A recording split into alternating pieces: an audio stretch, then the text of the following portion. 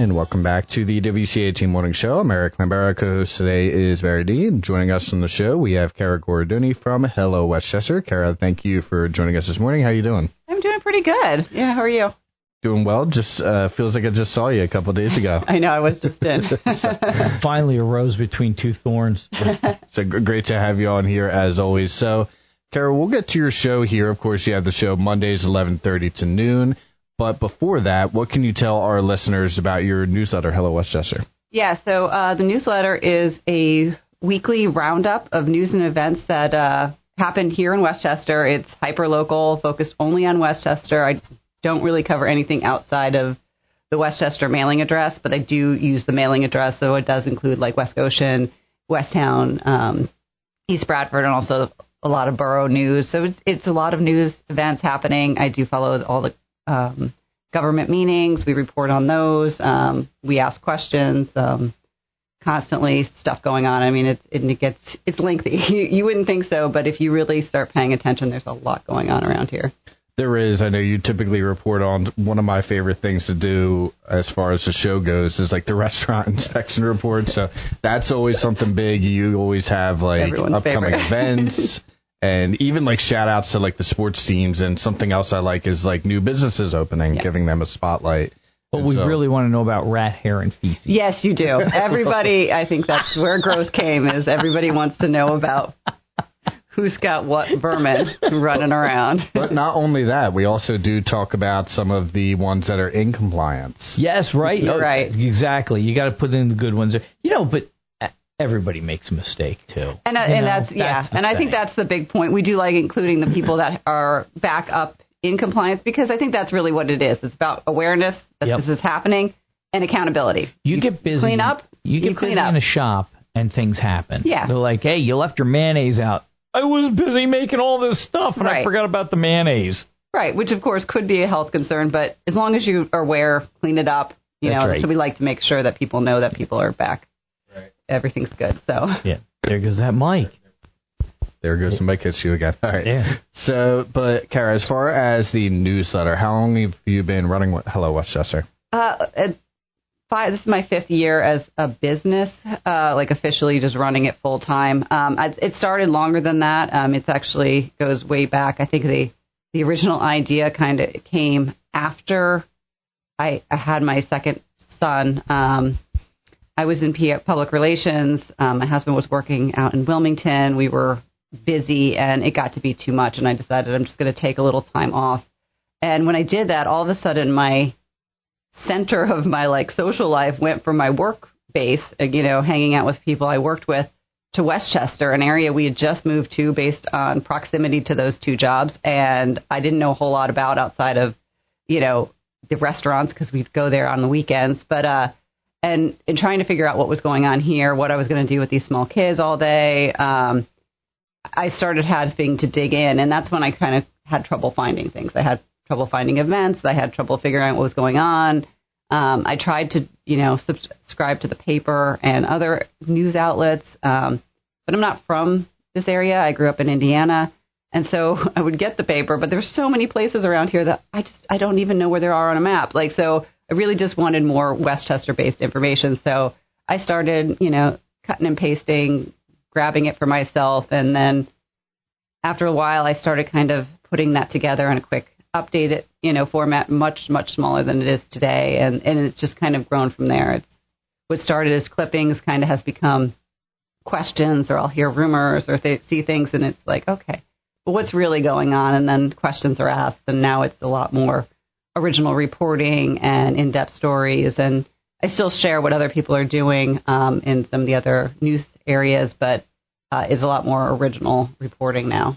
Yeah, I think it is important to have like that local emphasis in reporting, because as you touched on, like Chester County's, there's so many different townships and so many different areas in Chester County, and to have that like hyper local focus, I think is really big. Yeah, and I think it has struck a nerve with a lot of people who do appreciate that, because you're right, it is so big, and not everybody's so familiar with some of these areas, so that has been popular. So you kind of answered my next question, like the inspiration behind that. So you would say it's just from moving here and just not being a ton of hyper local sources. Yeah, and that was a lot of part. And the other big piece was when I was out kind of taking a break, I volunteered for one of the borough committees. I was on the Sustainable Advisory Committee, and it actually happened to be right after they had passed the stormwater management fee, or stream protection fee, I guess is what it's called, to go towards stormwater management projects. And it's a fairly sizable fee for a lot of people, several $100s a year. And we were supposed to be kind of help promoting this. And I remember like we're getting within like a month of implementation. I'm like, I don't think anybody knows this is coming. Like none of my neighbors knew about it. Nobody I talked to had any idea what was going on. And which happened to be the case. It turns out, a couple weeks later, they all got hit with these bills of $100 to $300, and people were like, whoa, what happened? Can we stop this? I want to reverse it. But of course, it was too late at that point. But it was really kind of eye-opening. It's like there's a lot going on. And we also would review plans of upcoming developments. And then you see, oh, wow, all this stuff is coming. And I just don't think people are very aware. So that was another reason why I was like, I think there's a need here. Right. And now from your experience doing the newsletter, any like stories that you helped break or report on that you're most proud of, like from your time doing that? Yeah, that's a good question. Yeah, there's a couple I think that stand out. There was one of my first big reporting stories was about the Westchester Borough's Airbnb policy, which really wasn't a thing. They didn't have one. But what they did have was basically ad hoc enforcement of this non-policy. So a lot of, there was a lot of Airbnbs out there that were operating, I would say, quote unquote, under the radar because you could quickly do an Airbnb search and you could locate them, right? But they were allowed to operate. Well, one woman bought her house. She was actually sold it with the premise that she could earn money using Airbnb because the previous owner had done that. And all of a sudden, her neighbors started calling in to the borough to complain about her Airbnb activity. There was no filing of reports with the police or anything like that. So it was just based on neighbor complaints. Well, the woman is of Indian descent. She's not from here. She was born in India, So now you've got a big discrimination looking case. Like, you don't enforce regularly and all of a sudden you're going to pick, enforcement over this one woman who just moved here but happens not to be from here. So, it was very, it was an interesting story. And the borough has since actually made an official policy on Airbnb, as it probably should have from the beginning, because it is a dangerous precedent to just be able to pick and choose who you enforce and who you don't. So that was one. Another story that was a big one that kind of got attention, I still call my Monopoly story, but I noticed when I was looking at the Chesco Views, which is the Chester County's database of properties in the county, certain developers were buying up blocks of the borough at a time. And it was early indication of major development projects on the forefront. And that included Mitch's, which once they finished the purchasing of that block, they did come forward and could pitch the idea of tearing it all down and putting up that big apartment complex. Rubenstein's was another area. There's another area by the Borough Council building that has been bought up, and it's all in single ownership. And these are all indications of big developments to come. So that was a very popular story. And then I think the last one I would highlight would be Chestnut Square apartment buildings, which is a big, very high-end apartment building that went in here a couple of years ago. I think it was like 2002, very touting all its amenities and everything. And unfortunately, there were some major construction issues. There's been some major problems there. The management hasn't handled it all that well.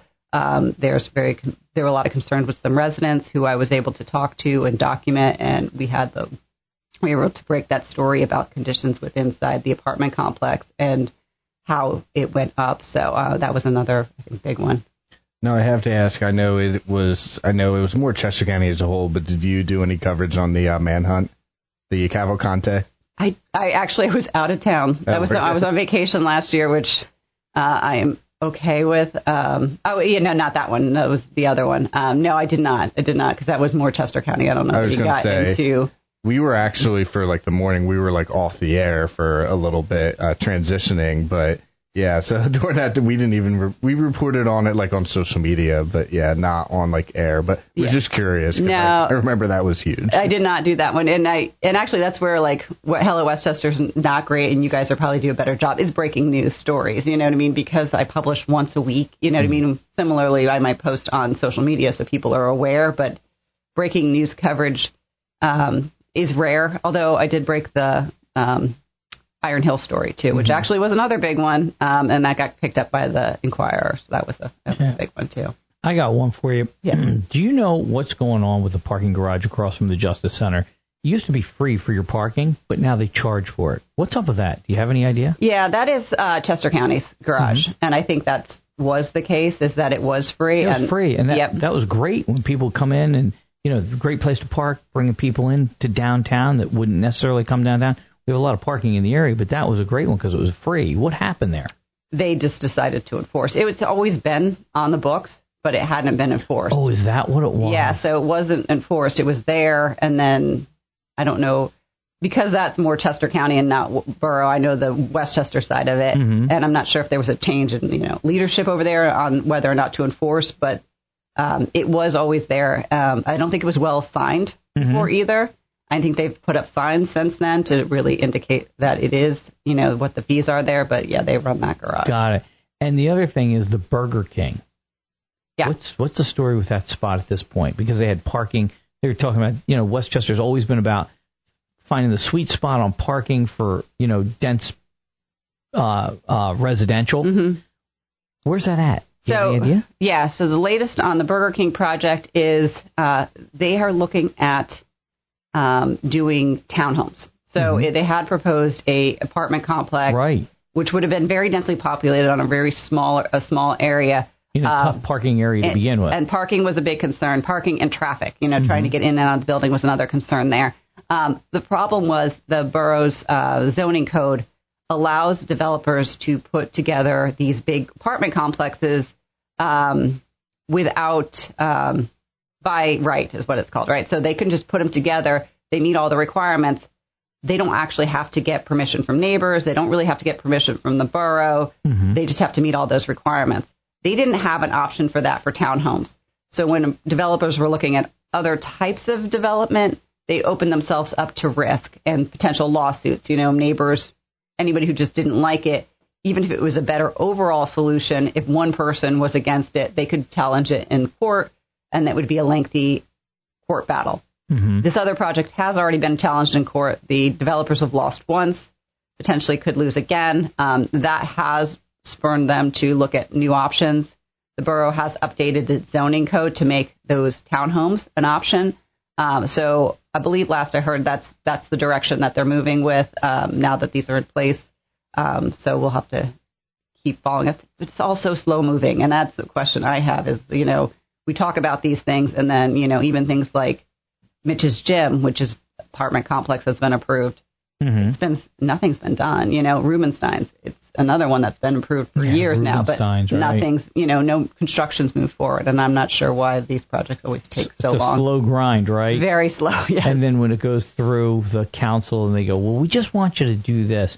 Well, now it's all new drawings, and it's this and it's that, and it's thousands and thousands of dollars. And then people go, why does it cost so much? Right. Why does it cost so much? Because everything costs more because you're layering it with more and more things. And the council, their attorney has to review everything. They have to check it all out. The engineers go over all that.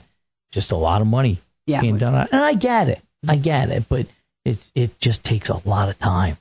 It really does. Well, it can, but those projects have all been approved, and still nothing's happening. I mean, that's where I get, you get this rush of it, these approvals, and yes, it's coming, and now it's 2-3 years, but we haven't broken ground, and you've got your plans. I don't know how that part works, but I guess maybe economic conditions is what. Right. And now, moving over to the show, of course, you have here 11:30 to 12 on Mondays. Happy to be a part of that. What does your show look like, and what can you tell our listeners about it? The show looks it's kind of a takedown of the newsletter. What we do is, the newsletter comes out on Friday. We kind of talk about it. So it's more of conversation about the stories. We highlight kind of the lead stories from the week. We look at quick updates, and then we follow with the events and looking ahead at what's coming up in the rest of the week. So So it's kind of a takedown. I know a lot of people who do get the newsletter, they want like a podcast option, I've seen right? that. Right, I get this request. I looked at one of your posts before, and then was just looking at the comments, and someone asked if it was in podcast form. So I know there is that demand there. Yes, so people like that. They, I've been told people want to, would prefer to listen to it while they do their walks in the morning or, on the drive, that kind of thing. So this is kind of an answer to that, I think. The show gives people an opportunity to listen to the newsletter if they prefer and they don't want to sit and read it. So I think it helps fill that need. Yeah, especially, obviously you can listen live, but then the podcasting thing is like the big thing now. Yes, and you do all that for me, and I don't have to worry about it, which is great. Right, and we'll do the same with this one as well. Now, I had a quick question. Now, have you been down to the 10th floor about getting a jingle yet for your show? Since the 10th floor, since we changed all that over, and now it's a jingle department? No, I didn't even know this was a thing. Oh, my God. Well, you pass right by it coming up to the 17th floor, and you look very healthy since the elevator's been broken since I've been here. So, okay, well, we're going to have to talk about that and get you a jingle set up for your show. Yes, definitely. Okay. That would be fun. Now, as far as you mentioned, we like to highlight some of the upcoming events. It is 4th of July coming up on Saturday. Now, in like the Westchester area, is there anything going on, maybe like leading up to that, during that? Always, yes. So, yes, definitely have a lot of events going on. Actually, starting this morning at 9:30, the Westchester Borough is hosting a flag-raising ceremony. This is outside of Borough Hall. That's over at 401 East Gay Street. Also, and this one's a fun one, which I'm not going to get to go to, but I kind of wish I could, is the 250 USA World Association of Marching Bands National Championship. This is being held over at Westchester University. It starts today at 11 a.m. and it runs to 4 p.m. This is an international band competition with marching bands from Italy, Germany, Sweden, England, and then they have, the U.S. is going to be represented as well. They participate in two categories: field parade competition and show band field competition. So, it sounds wild. I wish I could go. So that looks like a fun one. Can you hear that from the people coming from like Italy and Germany? Where's it going to be this year? Yeah, it's going to be in Westchester. Where? Westchester, Pennsylvania. Yeah. World Cup. Yes, yeah. Well, we got it in Philly. It's just outside there. And then also, so tomorrow the Westchester Public Library is hosting a Happy Birthday America story time. If you got little ones, that's taking place at 10:30 a.m. to 11:30. There's going to be stories and songs and crafts. Registration is required on that. Also Thursday, the Westchester Green Team is hosting The Promise of America at Uptown Theater. This is a reading, and then there will be a kind of a free dinner and with ice cream afterwards. That's open to everyone. That starts at 6 p.m. Also, on Friday, West Goshen has their decorated bike parade. They do this every year. Very popular event. It starts at 10 a.m. over at West Goshen Park. If you want to participate in the event, you have to be a West Goshen resident, and you have to be under the age of 11. But anybody can attend. They are asking that you could bring a donation for the Westchester Food Cupboard if you do come. That means Eric's out. Right, yeah. Of course. Sorry, you're over the age limit. Friday is First Friday in downtown Westchester, so free parking on the streets. There will also be musicians at 44 West, the Jack's Corner, and over at the old historic courthouse. Also on Friday, Kildare's is hosting Dueling Pianos. That starts at 7 p.m. And then, so that's pretty much it through the weekend. On Monday, Uptown has their $7 movie night, and it's born on the 4th of July in honor of the holiday. Not a lot of fireworks in this area, so at least not in Westchester. Yeah, I know some of the surrounding areas, of course, like Philadelphia, the big thing down there. But I am intrigued by you mentioned the marching band. Yeah, today. I am too. I know the Westchester Universities is great. They've done the Rose Bowl, the Eagles games, stuff like that. But that should be a good time for that. I think that may be where they got on the radar is from their own. What is it called? The incredible, the remarkable, incomparable Golden Rams marching band. Yep. So some really good stuff taking place this week. And now, before we wrap up, Barry, do you have anything else? No, I just love it. I just love the whole thing. I'm glad you pick up the ball and run with it because unfortunately, so much conventional media is just dying. It just can't support itself anymore because ad format has changed and things like that. And something like yours has filled a desperate need. And it's awesome that you've been able to make that work. Well, thank you. Yeah, and we're still working on making it work, but, we're getting there, so I appreciate that. Right. When you've hit the big league, when people start stealing your articles for their own stuff. They have. So I guess maybe I am coming up in the world. There you go. All of a sudden you see it in the patch and you're like, wait a minute. Or the Inquirer keeps taking it. It's like, hey. Yeah, and by the way, if you steal something from the Inquirer, you get a note from their legal department, because I know people that's happened to. Oh, do you? Oh, yeah. Oh, great. Yeah, but see, Where's my legal department? They know. we can help you with that. Well, you're doing a bang-up job. I love it. And then the last question I had for you. So if our listeners were interested in signing up for the newsletter, maybe checking out some of your social media pages where you cover some things, how can they do that? Yeah, so our website is hellowestchesterpa.com.